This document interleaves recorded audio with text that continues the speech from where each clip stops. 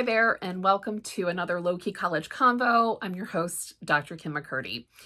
I am talking today to a college and career navigator that I think is just so good at what she does.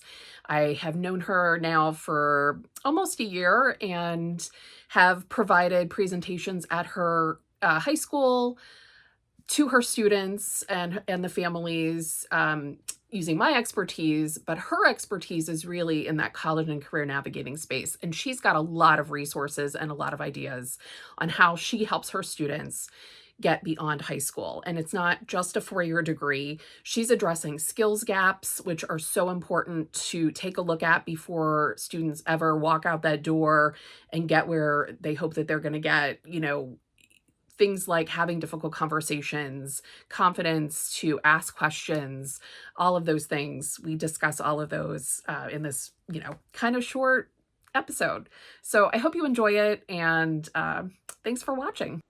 Hi there, and welcome to another Low-Key College Convo. I'm your host, Kim McCray. And today we're here at Wheaton High School, and we're going to be talking to Christina Sullivan, who is a Career and College Navigator here at Wheaton High School. And welcome to the podcast. Thank you. I appreciate you sitting down and talking with me. I think high school counselors, college and career counselors are just some of the most important people for students. And so I'm really happy to be here and talk to you and get to highlight what you're doing here at Wheaton, but also some of your thoughts and ideas that maybe you can share with some of your colleagues as well. So I always like to start with telling me about your education, kind of the career tapestry that you've woven for yourself that kind of ended up right here at this moment. Yes, so thank you, Kim, for having me. This is super exciting to share. I started off in higher education, and I realized that there was a disconnect while I was at undergrad. I pursued my bachelor's degree at University of Mary Washington eons ago. Okay. And I realized on that campus, the majority of the students that we ended up interacting with and so forth in my cohort as a freshman and so forth ended up dropping out. And I thought to myself, okay, I'm pursuing sociology, but at the same time, I know that I wonder what kind of mentorship or anything that I could have had in the past would have helped me better navigate my college experience. And so I went on to pursue a master's degree in higher education, specifically student affairs at Virginia Tech. And so I've worked in the nonprofit sector, I've worked in private sector, I've worked in biotech. But what has woven all those things together has been the opportunity to provide a valuable student experience and or early career development. And so when this opportunity approached, and I said, oh, this is really cool. Why not do this? I had never worked with within secondary education. However, career development, program management in that space is pretty much the same. Right. Whether you are, starting out, you're 18 or all the way up to 35. The way that you do career development, coaching, and guidance is pretty much the same. Okay. I didn't know that. So you've been in here for 2.5 years? I've been here actually for a year. A year? Yeah. Okay. Prior to that, I was doing my own early career coaching. Gotcha. I worked in a biotech firm, a global biotech firm, but I was the manager of university college connections, which required me to work with global talent acquisition to find clinical researchers, whether they were PhDs or they were right out of undergraduate or community college, looking to go into clinical research on a global scale. Gotcha. And what can you tell us about today's learners? So who are your students? What makes them tick? How are they unique? Yeah, that's a great question. Students, especially when it comes to within secondary education, what I'm realizing is that they really like bite-sized information. So, and things that have actually the ability to challenge them in a very innovative way. And so different types of tools and so forth are really essential for them to learn.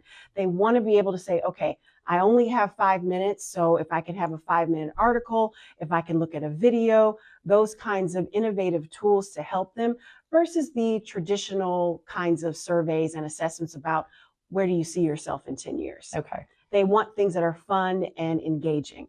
And do they do that on their phones? Is it on a laptop? Like where do they get that? It's on their phone. So there are amazing free tools that are out there, such as Futurescape, which Brightbound has recently developed, which is an 11-minute game that asks you quirky questions. But what it does is it taps into your personality. And from that 11-minute game, you get sort of a snapshot of the specific types of career paths that could be suitable for you. Okay.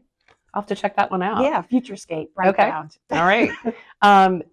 So with the MIDI snippets and all of the things that you're doing, how do you make sure that you're informing your students in a world that just seemingly is changing so quickly?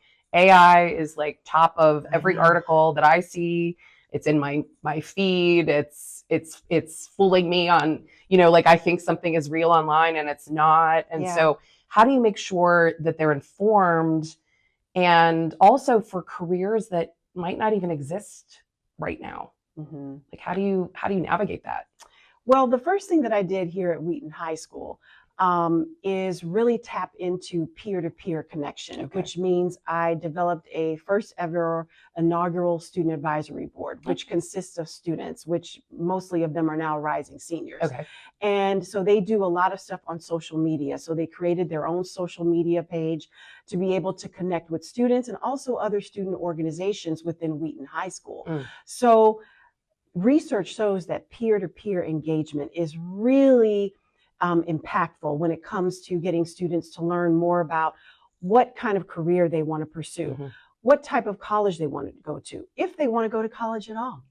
And it's really about developing an equitable playing field, because nowadays this is based on skills-based hiring. Employers are looking at, can you deliver in the workplace as it pertains to project management, conflict management, communication? Do you respond to emails? Presentation skills, all those kinds of things.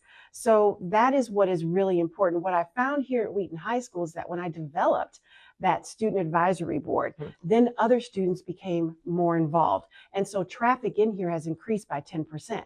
The other factor is making sure that parents are also involved. So every type of communication I send out, whether it's just for freshmen or the entire school student body, I always copy the parents.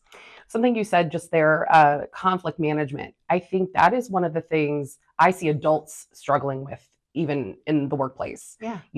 These people aren't getting along. I don't know what to do with that.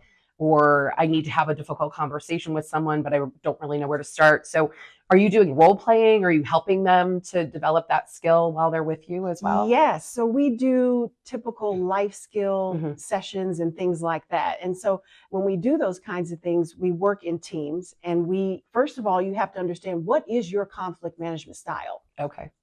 Before even solving a specific problem. And so that could be a little quiz, a little group activity. So those kinds of things, as you know, are tied in with NACE, which is the National Association of Colleges and Employers. Those 8 core competencies: teamwork, conflict management, project management. I mean, there's a whole list of them. And so because we need to ensure that students are ready to meet the labor needs and employer needs, what I have tried to do here is make sure that we have a skills-based approach to the offerings that come out of the College and Career Center here at Wheaton High School. I think that's so key. And what do they struggle with the most, do you think? What I have seen, communication, meeting deadlines, especially when it comes to those who are applying for college and specifically the FAFSA. Even as recently as today, I had a senior come in, and the last day for seniors was last Friday, asking about the FAFSA. I mean, that's okay. What I'm saying is those are the kinds of things with deadlines, communication, also asking for help and not waiting to the last minute. And that is why we have these different types of workshops here at Wheaton High School to ensure, listen, let's try to get over this hurdle by practicing how you can do better with prioritizing your time and prioritizing what needs to be getting done now and what needs to get done 3 months from now.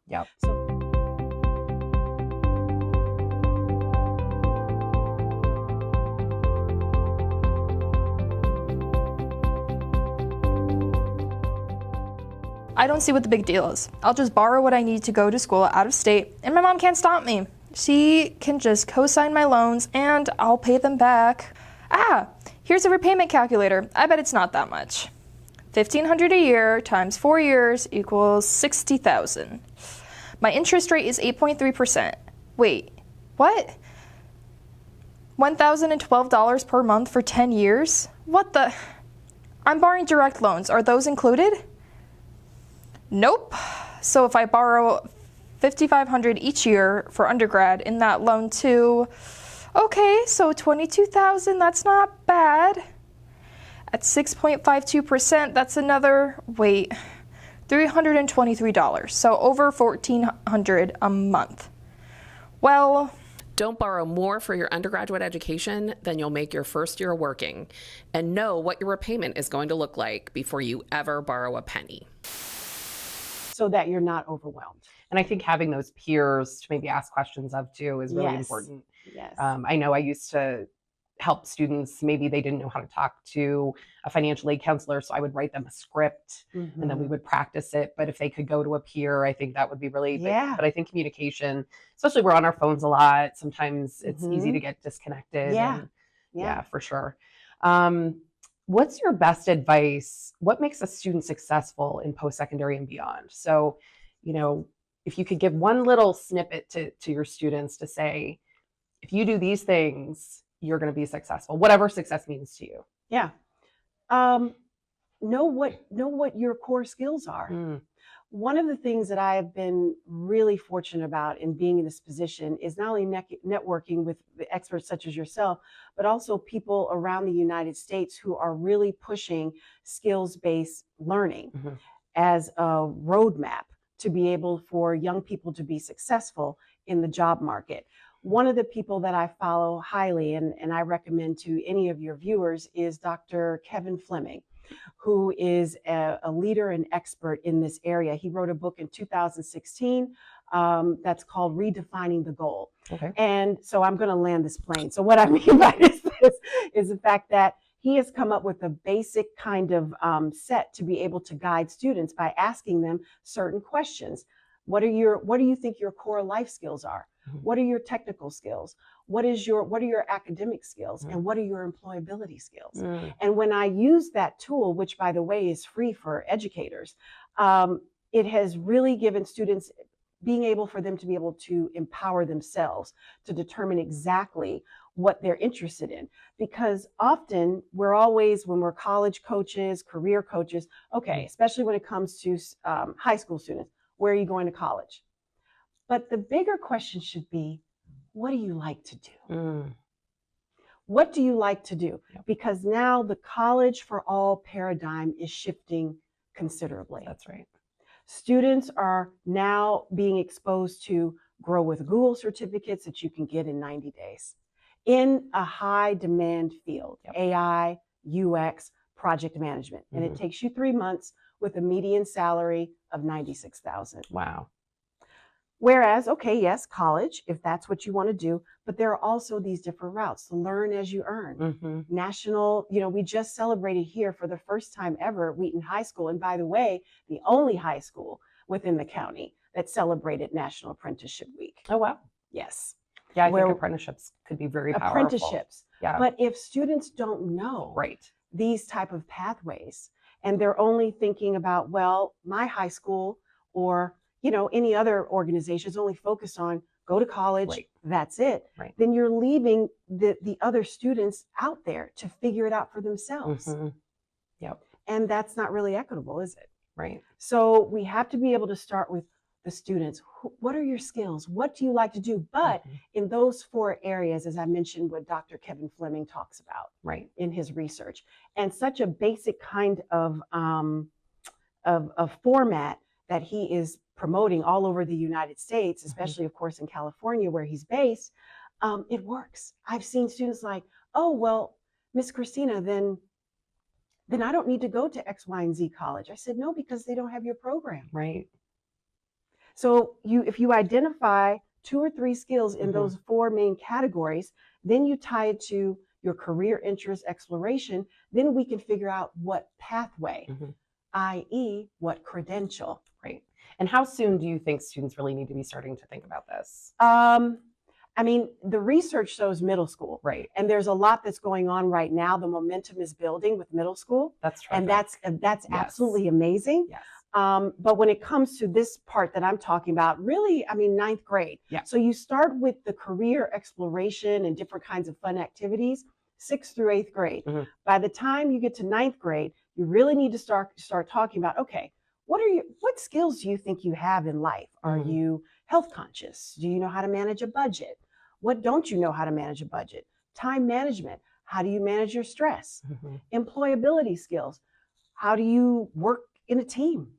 How do you communicate? Right. 14 and 15-year-olds can give you a bird's eye view into that. Sure. And if You they're a know? leader, and If they're a yeah. leader, those kinds of things. Yep, absolutely. When they feel empowered to be able to articulate Mhm. what those core skills are, and then being able to match them Mhm. with the career interests that maybe they have seen with their family or friends in the family, whatever it is, then you can determine as a guidance counselor, as a career coach, what would be the best pathway Mm. and the best credential to Right. get. Right. That's amazing. What has been your best day on this job since you've been here? Yeah, I love that question, Kim.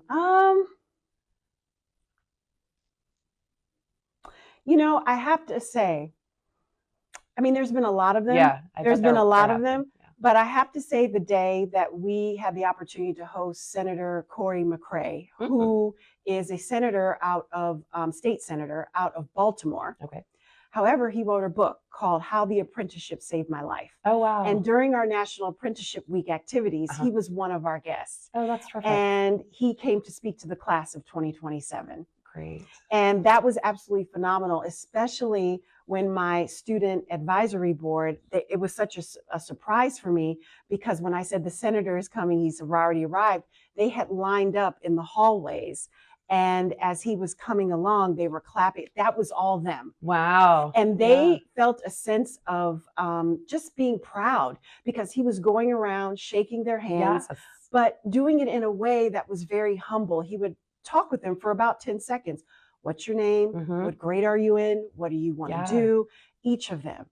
And, they just felt so honored. And to Mhm. me, and to be seen. and to be seen and to be Yes. heard, and also to hear his story, Mm. which was very challenging Yeah. as a young person. But then by the time he was 23 years old, he had already owned several properties, and he was, I believe, a master electrician at that time. Oh, wow. So now his book is not only his story, but it is a roadmap. It is a foundation on Mhm. how the apprenticeship can provide a pathway to success. And Mhm. guess what? You can still go back to college if you want to, Yes. and you can pay for it, or the Have your employer pay for it. pay for it. Yeah, what an opportunity. It I was bet that was great. amazing. Oh my gosh, it was so Yes. fun. Yes.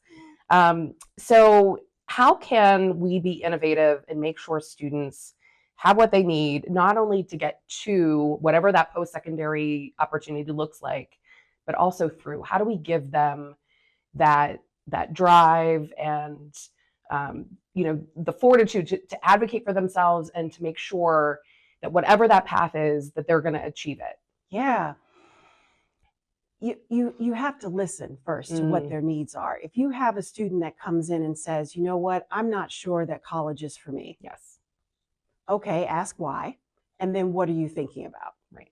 So you have to be able to empower them to think on their own. Mhm. Okay. And that takes active listening and asking those probing questions.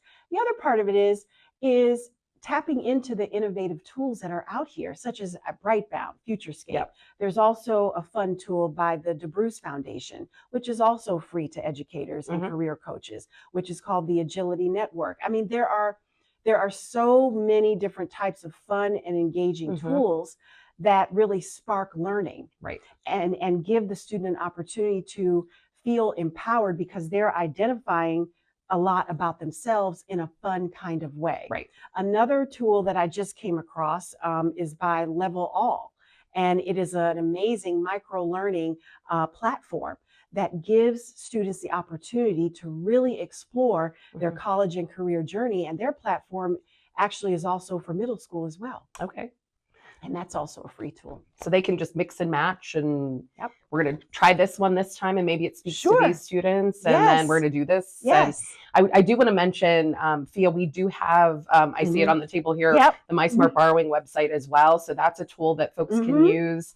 There are just so many things. So many. And I think it's really important to make sure that we're sharing and collaborating all of the things that we're doing, Exactly. which is really why I'm really happy to talk to you today Yeah. to find out all of the things, and make sure that we're sharing those out to say, like, you don't have to recreate the wheel. No. You can, hey, this school's doing this and they found that to be really successful. Right. Let's maybe try to replicate that or make it so that it works for our student population. Exactly. And Yep. there's also another one that's called Reach Pathways. Mhm. And that is an amazing platform that uses gaming Okay. tools and innovative stuff. And we actually piloted here back in January with the Student Advisory Board. And so they were able to give feedback to Reach Pathways leadership about this worked for them, this didn't work for them. So there are so many different kinds of things in order to be innovative, fun, and engaging. Yes. So much good information. We'll make sure we put some links in the notes Yes. so that folks can access those. When I was looking at Wheaton High School, I did find out that Joan Jett attended Wheaton High School. That's a She new did. one. Okay. She did not graduate from here. Okay. But for those of you that are old like me, you would know "I Love Rock and Roll" is a song that she made very popular in the '80s. Yeah. So that came up as I was doing my research. So I thought that was really That's cool. interesting. But thank you so much for having me Yes, today. thank I'm really you. excited. Got to talk to some of your students today. Yes. And Yes. you know, Wheaton is a really, really great place, and students are very lucky to have you. Thank you so much. And thank you for your support. Absolutely. Yeah. Thanks. Yep. All right. Okay. This was so good. Oh, I hope so. It was. I hope you enjoyed today's episode. I think there's a lot of great resources. So whether you're a school counselor, a college and career navigator, maybe you're a parent trying to figure it all out, hopefully you can take some of these resources, read up, research, and get in touch with us and let us know how we can be useful to you. And I hope that we'll see you next time. Take care.